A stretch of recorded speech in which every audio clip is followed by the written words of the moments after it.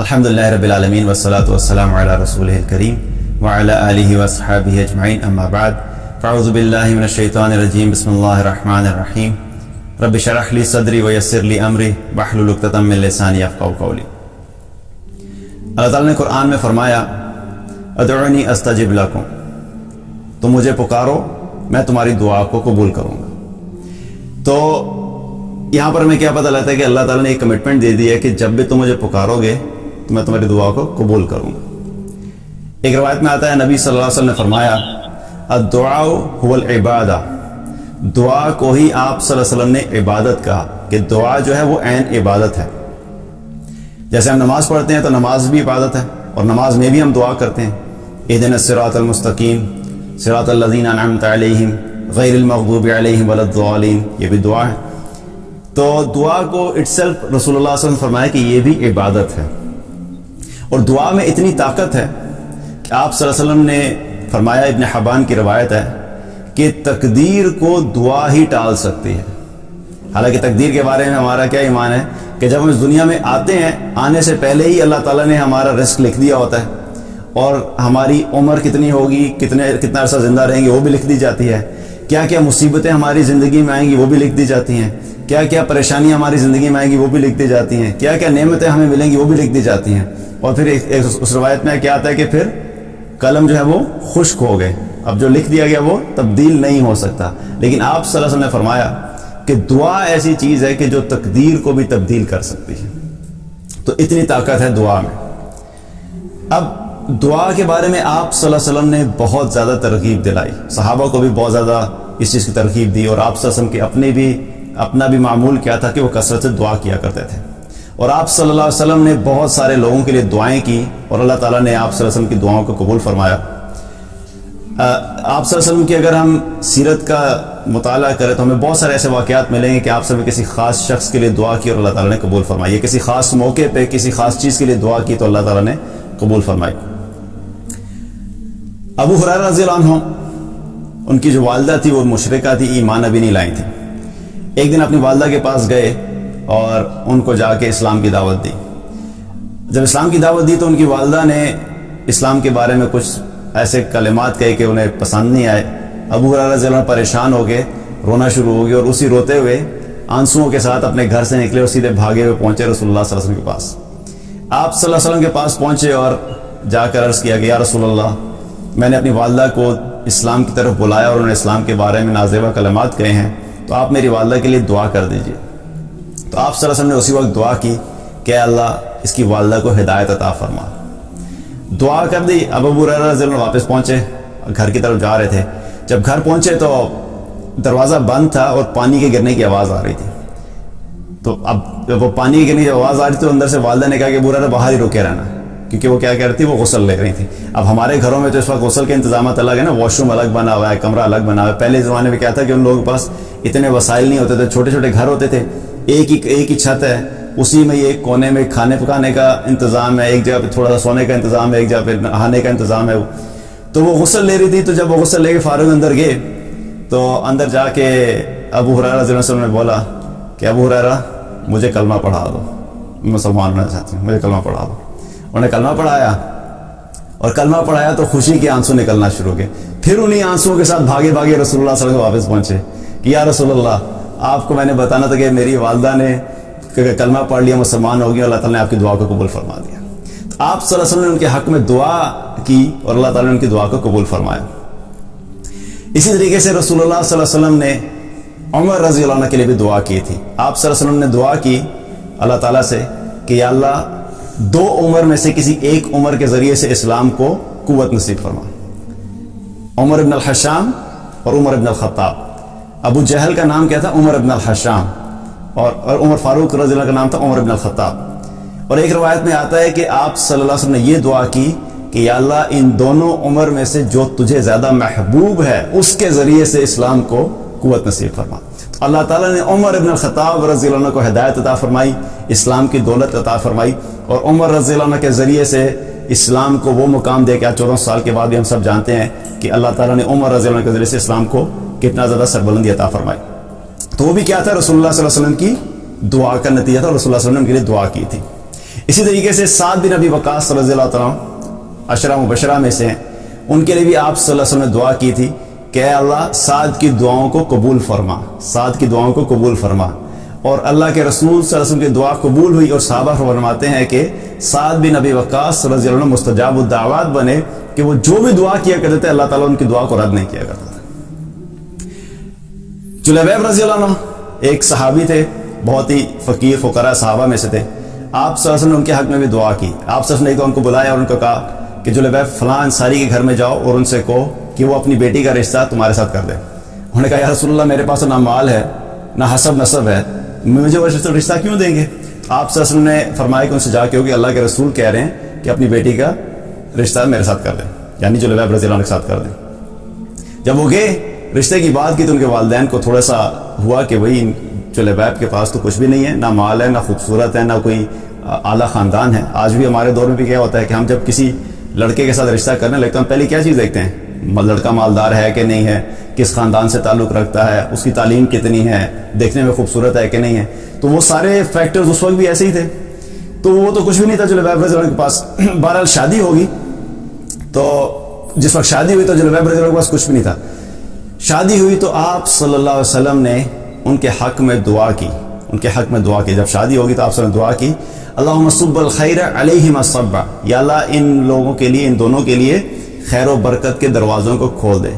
تو ایسا ہی ہوا کہ کچھ عرصے کے بعد اللہ تعالیٰ نے ان کو اتنی کشادگی دی کہ انصار عورتوں میں سے جو ان کی بیوی تھی وہ سب سے زیادہ خرچ کرنے والوں میں سے تھی، سب سے زیادہ خرچ کرنے والے تھے۔ کیا تھے؟ اللہ کے رسول صلی اللہ علیہ وسلم کی دعا تھی ان کے ساتھ۔ اسی طریقے سے میدان بدر میں جب غزوہ بدر ہو رہا تھا تو غزوہ بدر میں مسلمان جو تھے وہ بہت کم تعداد میں تھے۔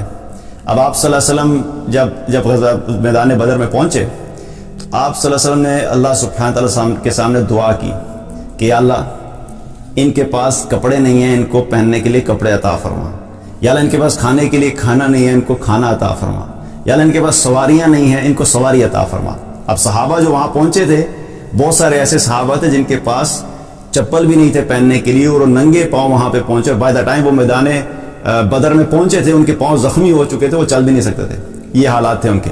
تو آپ صرف جب دعا فرمائی تو غزوہ بدر جب ختم ہوا تو اس وقت تک اللہ کے رسول صلی اللہ علیہ وسلم کی دعا قبول ہو چکی تھی، اللہ تعالیٰ نے فتح نصیب فرمائی، اور فتح کے بعد جب صحابہ واپس جا رہے تھے تو انہوں نے کپڑے بھی پہن لیے تھے اچھے، کیونکہ مال غنیمت جو ملا تھا، ان کے پاس کھانا بھی اتنا آیا کہ انہوں نے سیر ہو کے کھانا کھایا، اور ہر ایک کے پاس ایک یا دو اونٹ ساتھ لے کر گئے تھے۔ تو اللہ کے رسول صلی اللہ علیہ وسلم کی یہ دعا بھی قبول ہوئی۔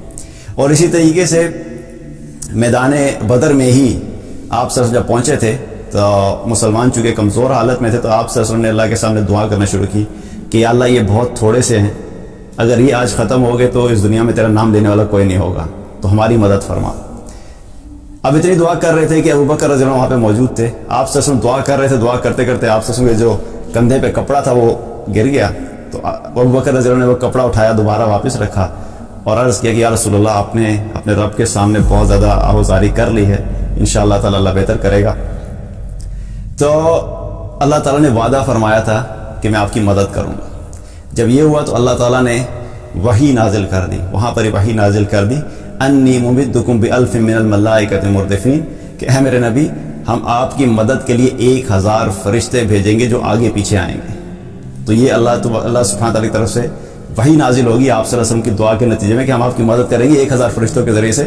اور یہی ہوا کہ بدر کے میدان میں فرشتے آئے اور فرشتوں کے ذریعے سے اللہ سبحانہ تعالیٰ نے مدد فرمائی مسلمانوں کی، اور جو مشرکین تھے اور کفار تھے وہ کہتے تھے کہ ایک تو وہ لوگ تھے جو صحابہ تھے جو ہمارے سامنے تھے، ان کو تو ہم پہچانتے، لیکن ایک ایسے لوگ تھے جن کو ہم پہچانتے نہیں تھے، ہمیں سمجھ نہیں آتی وہ کون لوگ ہیں۔ اور وہاں پہ لوگوں نے فرشتوں کو باقاعدہ دیکھا کہ اللہ سبحانہ تعالیٰ نے فرشتوں کے ذریعے سے مسلمانوں کی مدد فرمائی۔ تو کمزور ترین حالات، وسائل کچھ بھی نہیں، ظاہری طور پہ نظر آ رہا ہے کہ کوئی فتح کے چانسز نہیں ہیں، لیکن اللہ سبحانہ تعالیٰ سے دعا کی، اللہ تعالیٰ نے دعا کے نتیجے میں مسلمانوں کو فتح عطا فرمائی۔ اب دعا کے بارے میں کیا ہے کہ دعا پہ ایمفسائز کرنا ہے کہ ہم نے دعا مانگنی ہے، کثرت سے مانگنی ہے، کیونکہ یہ بہت طاقتور ٹول ہے۔ اور ایک روایت میں آتا ہے آپ سے فرمایا کہ دعا سلاح المومن، کہ یہ مومن کا ہتھیار ہے، تو اس کو استعمال کرنا ہے۔ اکثر ہم کیا ہوتا ہے کہ ہم اپنے وسائل پہ، اپنی طاقت پہ، اپنی عقل پہ، اپنی محنت پہ اتنا زیادہ ڈیپینڈ کرتے ہیں کہ ہم اللہ کو بھول جاتے ہیں، ہم مانگنا چھوڑ دیتے ہیں۔ جبکہ صحابہ کا کیا طریقہ تھا کہ وہ محنت بھی کرتے تھے، کوشش بھی کرتے تھے، لیکن دعاؤں کا بہت زیادہ اہتمام کیا کرتے تھے، کیونکہ جب تک اللہ کی مدد نہیں ہوگی، جب تک اللہ کی طرف سے حکم نہیں آئے گا، ہماری ساری محنت، ہماری ساری کوشش، ہماری ساری عقل وہ ہمارے کسی کام نہیں آ سکتی۔ تو اب اللہ سبحانہ تعالیٰ کے بارے میں آپ سے کیا فرمایا، ایک حدیث ہے، حدیث کا مفہوم ہے، ترمذی کی روایت ہے، آپ سے فرمایا کہ تمہارا پروردگار بڑا حیادار ہے اور بڑا سخی ہے، اور اس کو اس بات سے شرم آتی ہے کہ اس کے سامنے اس کا بندہ ہاتھ اٹھائے اور اپنے بندے کے ہاتھ کو خالی ہاتھ واپس بھیجے۔ تو اللہ سبحانہ تعالیٰ بھی اس چیز سے شرماتا ہے کہ میرے بندے نے جب میرے سامنے ہاتھ اٹھایا تو میں اس کو خالی ہاتھ نہیں بھیجوں گا۔ اللہ تعالیٰ بڑا سخی ہے۔ اب یہاں پر یہ سوال پیدا ہوتا ہے کہ پھر اکثر ایسے ہوتا ہے کہ ہم دعا تو مانگتے ہیں لیکن جو ہم مانگتے ہیں وہ ہمیں ملتا نہیں، تو اس کا کیا مطلب ہے کہ دعا قبول نہیں ہوئی ہماری؟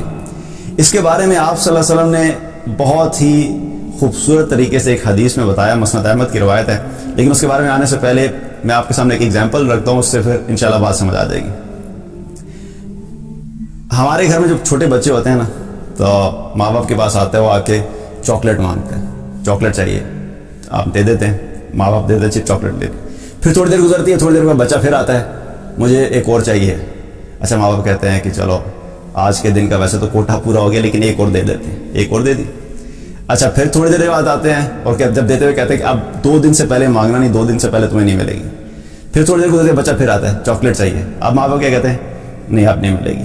اب بچہ پھر ضد کرنا شروع کرتا ہے، نہیں مجھے چاہیے ہے۔ پھر ماں باپ کہتے ہیں نہیں ملے گی۔ اب وہ ضد کرتا جاتا ہے یہاں تک کہ وہ رونا شروع کرتا ہے، اب رو رو کے مانگ رہا ہوتا ہے ماں باپ سے کہ مجھے چاہیے، لیکن ماں باپ نہیں دیتے۔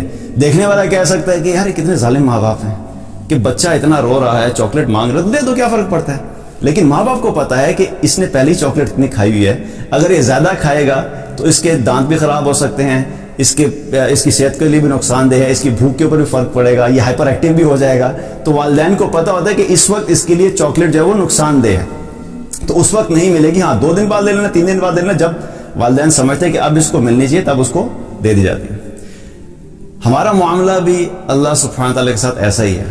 ہم اکثر اللہ کے سامنے دعائیں کرتے ہیں اور ایسی چیزیں مانگتے ہیں جو ہمیں یوں لگتا ہے کہ ہمارے حق میں اس وقت بہتر ہے، لیکن حقیقت میں اللہ تعالیٰ جانتا ہے کہ نہیں، میرے بندے کے لیے یہ چیز اس وقت میں بہتر نہیں ہے۔ ہم مال مانگتے ہیں، یا اللہ مجھے مال دے دے، اکثر مال نہیں ملتا، اور اس وقت نہیں ملتا کہ کچھ عرصے کے بعد مل جاتا ہے۔ کچھ لوگوں کی اولاد نہیں ہوتی، وہ اولاد مانگتے ہیں، اس وقت نہیں ہوتی، بعد میں ہو جاتی ہے، کئی دفعہ نہیں بھی ہوتی۔ تو اللہ سبحانہ تعالیٰ بہتر جانتا ہے کہ کس شخص کے لیے کون سی چیز کس وقت میں بہتر ہے، وہ اس وقت میں ہی دیتا ہے۔ اب مسند احمد کی روایت ہے جس میں آپ سے فرمایا کہ اللہ سبحانہ تعالیٰ بندے کی دعا کو 3 طریقے سے رسپونڈ کرتے ہیں، 3 طریقے سے۔ جب ہم دعا کرتے ہیں نا تو آپ سے فرمایا کہ یا تو اللہ سبحانہ تعالیٰ دنیا میں جلد ہی اس کی دعا کو قبول کر لیتا ہے۔ آپ نے دعا کی اللہ مجھے گاڑی چاہیے، آپ کی دعا قبول ہوگی، اللہ نے گاڑی دے دی۔ آپ نے بائک مانگا، اللہ نے بائک دے دیا۔ آپ نے مال مانگا، اللہ نے مال عطا فرما دیا۔ جو مانگا دنیا میں اللہ نے وہ دے دیا۔ اس سے کیا پتہ لگا کہ جلدی اللہ نے دعا قبول کر کے دنیا میں ہی عطا کر دی۔ دوسری فارم کیا ہوتی ہے، آپ سے فرمایا کہ اللہ سبحانہ تعالیٰ اس کی اس دعا کو آخرت کا ذخیرہ بنا دیتا ہے۔ اب آپ مانگ رہے ہیں یا اللہ مجھے مال دے دے، مجھے گاڑی دے دے، مجھے بائک دے دے، مجھے اچھا گھر دے دے، مجھے اولاد دے دے۔ اب ظاہری طور پہ لگ رہا ہے کہ قبول نہیں ہو رہی، لیکن کیا ہو رہا ہے کہ وہ ایک ایک دعا اللہ سبحانہ تعالیٰ اٹھا کے آخرت میں اکٹھی کیے جا رہے ہیں۔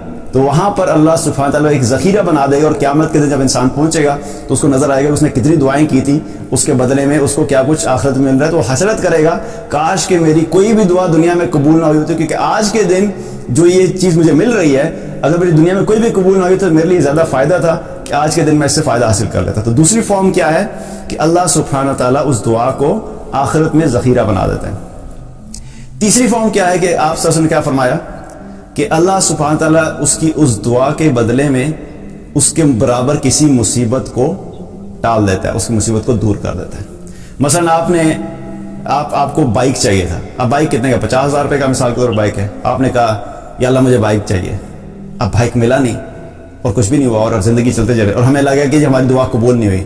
لیکن عین ممکن ہے کہ گھر میں آپ پہ یا آپ کے بچوں میں سے کسی پہ ایک ایسی بیماری آنے والی تھی کہ جس کے علاج پہ 50,000 روپیہ خرچ ہونا تھا، تو 50,000 روپے کی بائک تھی اللہ سبحانہ نے کیا ہے کہ بائک نہیں دی، لیکن وہ جو 50,000 روپیہ خرچ ہونا تھا بچے کی بیماری پہ، یہ آپ کے گھر میں کوئی بیماری آ رہی ہے تو اللہ سبحانہ نے اس بیماری کو ٹال دیا، تو کیا پتہ لگا کہ وہ جو چیز مانگی تھی وہ تو نہیں دی، لیکن اس کے بدلے میں اللہ تعالیٰ نے اس مصیبت کو دور کر دیا.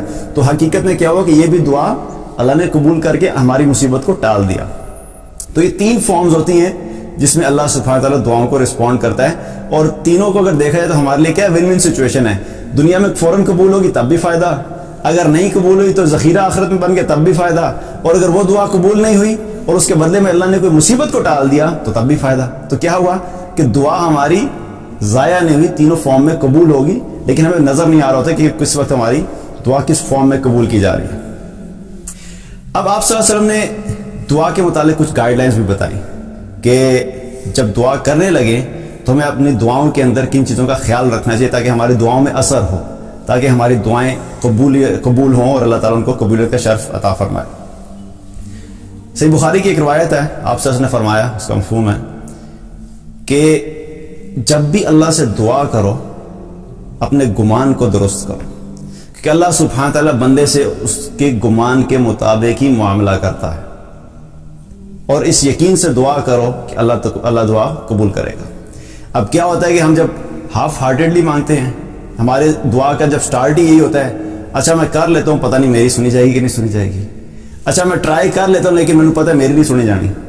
پہلے ہی دل برداشت ہو رہا ہے، پہلے ہی اللہ سے گمان ایسا رکھا ہوا ہے کہ میری تو نہیں سنتا اللہ، لیکن میں ٹرائی کر لیتا ہوں. تو کیا ہوا کہ ایسی بدگمانی سے جب دعا مانگی جائے گی تو وہ قبول نہیں ہوگی. تو پہلی چیز کیا ہے کہ اللہ کے ساتھ گمان ٹھیک رکھنا ہے کہ میں مانگوں گا اللہ سے اور انشاءاللہ اللہ میری دعا قبول کرے گا، اور کسی ایک فارم میں تو ضرور قبول کرے گا.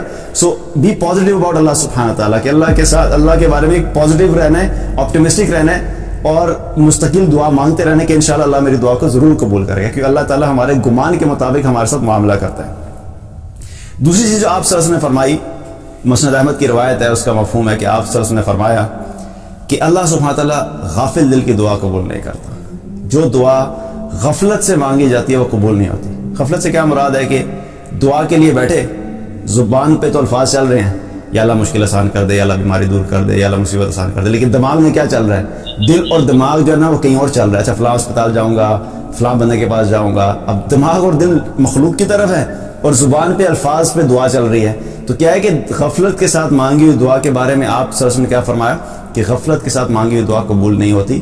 تو دعا جب بھی مانگنی ہے کنسنٹریشن کے ساتھ، فوکس کے ساتھ، دل دماغ کو حاضر کر کے اللہ کی بارگاہ میں کریں گے تو انشاءاللہ وہ دعا بھی اللہ کے بارگاہ میں قبول ہوتی ہے.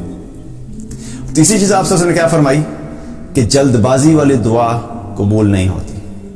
اس وقت آپ صلی اللہ علیہ وسلم نے کیا فرمایا، اس کا مفہوم ہے کہ جلد بازی سے کیا مراد ہے کہ انسان جب اللہ سے دعا مانگتا ہے اور پھر آگے یہ کہنے لگ جاتا ہے کہ میں نے تو دعا کی تھی لیکن میری دعا تو قبول ہی نہیں ہوئی. ایسا کیسے ہوتا ہے کہ ایسا ہوتا ہے نا کہ اکثر ہم دعا کرتے ہیں اور ہم ایکسپیکٹ کرتے ہیں کہ بس فوراً ہی ہمیں رزلٹ نظر آ جائے. مطلب کل رات کو تو میں نے ہونڈا سیوک مانگی تھی، اب صبح میں اٹھوں گا تو وہ فرشتے ہونڈا سیوک اٹھا کے پورس میں لا کے کھڑی کر دیں گے. That's what we expect. تو ایسے تو نہیں ہوتا کہ اب میں نے ابھی مانگی تھی اور فوراً قبول ہو جائے. ایوب علیہ السلام جب بیمار ہوئے تو اللہ کی بارگاہ میں دعا کر رہے. کتنے عرصہ دعا کی؟ 18 سال. اللہ کے نبی ہیں، ہم بندہ نہیں، اللہ کے نبی ہیں، لیکن نبی ہونے کے باوجود 18 سال دعا کی. 18 سال کے بعد اللہ سبحانہ تعالیٰ نے ان کی دعا کو قبول کیا اور ان کو اس مشکل سے نجات دلائی.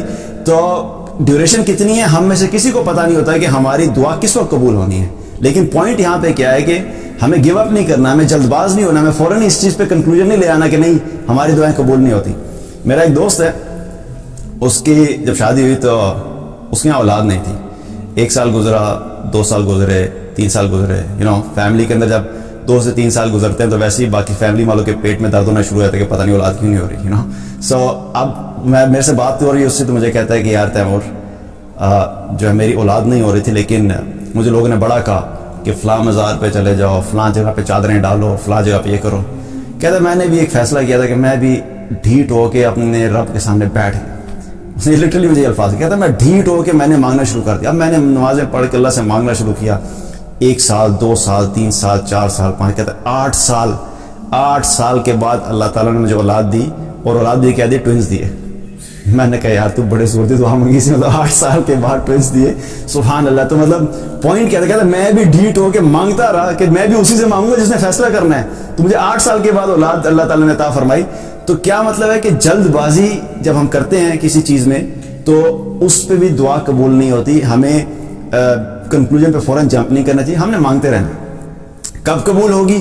کچھ ایسی دعائیں ہوتی ہیں جو اللہ واقعی فوراً قبول کر رہے ہیں. ہمیں اپنی زندگی میں نظر آتا ہے کہ ابھی دعا کی تھی, 5 منٹ نہیں گزرتے آپ کو نظر آتا ہے کہ دعا قبول ہوگی. کچھ ایسی دعائیں ہوتی ہیں جن کو آپ ہفتہ 2 ہفتہ مہینہ کرتے رہتے ہیں, اس کے بعد آپ کو رزلٹ نظر آتا ہے. اور کچھ ایسی ہوتی ہے کہ کئی سال انسان دعا کرتا رہتا ہے, اس کے بعد آپ کو پتہ لگتا ہے کہ اچھا میں نے جو فلاں کئی سال پہلے میں نے دعا کی تھی. کیونکہ اکثر کیا ہوتا ہے, ہم دیکھتے ہیں کہ واقعات سنتے ہیں کہ میری ماں نے دعا کی تھی کہ فلاں جو ہے اس میرا بچہ جو ہے وہ اس کام پہ لگے. تو وہ کیا ہے کہ کئی سال کے بعد بچہ جو ہے 20-25 سال کے بعد جب وہ چیز ہو جاتی ہے تو پتہ لگتا ہے کہ ہاں ابھی 25 سال پہلے میری ماں نے میرے باپ نے دعا کی تھی, تو آج مجھے اس کا نتیجہ نظر آ رہا ہے. سو سم ٹائمز واٹ ہیپنس کہ دعا ہماری کئی سالوں کے بعد پوری, تو کئی دفعہ ایک نسل کے بعد جا کے نظر آتی ہے. ابراہیم علیہ السلام نے کب دعا کی تھی اور جا کے آ کے نسلوں تک نظر آئی, دعا کا اثر نظر آتا ہے. So that's what it is کہ کئی دفعہ ہماری دعائیں جلدی قبول ہو جاتی ہیں, فوراً نظر آتے ہیں, اور کئی دفعہ اس کے اثرات جو ہے بعد میں نظر آتے ہیں. اور آخری بات جو دعا کی قبولیت سے متعلق ہے, بہت ہی خوبصورت آپ صلی اللہ علیہ وسلم نے ایک بات بتائی. اگر اس چیز کو ہمیں سمجھ آ جائے تو ہماری بہت ساری چیزیں جو ہیں وہ آسان ہو جائیں. آپ صلی اللہ علیہ وسلم نے فرمایا, ترمذی کی روایت ہے, کہ جو شخص یہ چاہتا ہے کہ مصیبت کے دنوں میں اللہ تعالیٰ اس کی دعاؤں کو قبول کرے, اسے چاہیے کہ فراخی کے دنوں میں اللہ کے سامنے کثرت سے دعا کیا کرے. کیونکہ اگر ہم اپنی زندگی کا جائزہ لیں کہ جب بھی ہمارے اوپر مصیبت آتی ہے, کوئی پریشانی آ گئی, مالی تنگی آ گئی, بیماری آ گئی, جاب کا پرابلم آ گیا, بزنس میں پرابلم آ گیا, فیملی میں کوئی ایشو آ گیا, اولاد کا کوئی ایشو آ گیا, اس وقت اگر ہم دیکھیں تو ہماری دعاؤں کی جو فریکوینسی ہے اور ہماری دعاؤں کی جو شدت ہے وہ بڑھ جاتی ہے.